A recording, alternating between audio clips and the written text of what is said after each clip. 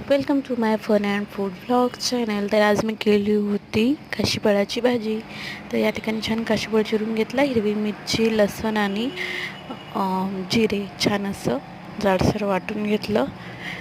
तुम्ही इथे बघू शकता. मग कढईमध्ये एक पळी तेल घालून घेतलं आणि छान तेल तपल्यानंतर त्यामध्ये जिरे मोहरी घालून घेतली.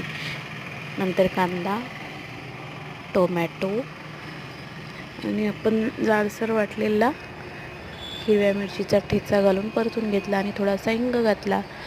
हिंग घालता घालता झाकण त्यामध्ये पडलं होतं, पण परत लगेच काढून घेतलं.